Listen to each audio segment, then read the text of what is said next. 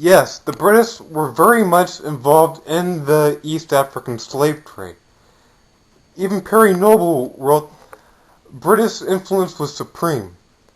British subjects amongst Zanzibari slave traders. I've already shown before that the slave trade in West Africa reached an extremely high level because of British merchandise.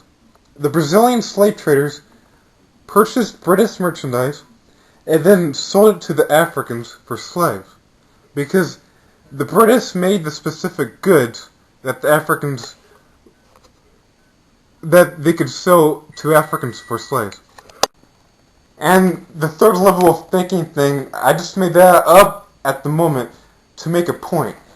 It's not, I read some articles that say that, the British were kind of ambivalent to the slave trade and just stood by while it happened and didn't end it until later.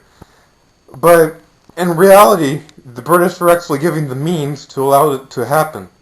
And that's why I call number 2. 3 is when you know that they forced them to do it through economic manipulation. Is now part of the nation of Benin, was ruled by the kings of Dahomey. The story of these feared kings reposes in the memory of the tribe's oral historian, the griot. Here in the city of Abomey, once the capital of the Dahomeyan kingdom, the old man makes himself comfortable on a wooden chair. Neighbors sit nearby and squat on haunches as he begins to recount the royal epic.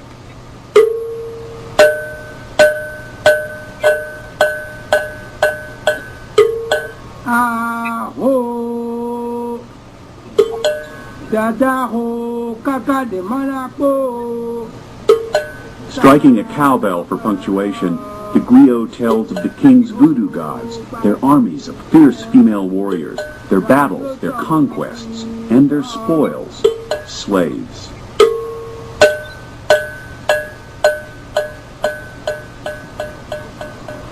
Our team has tried to compile stories about Ouidah when it was a thriving slave port 170 years ago.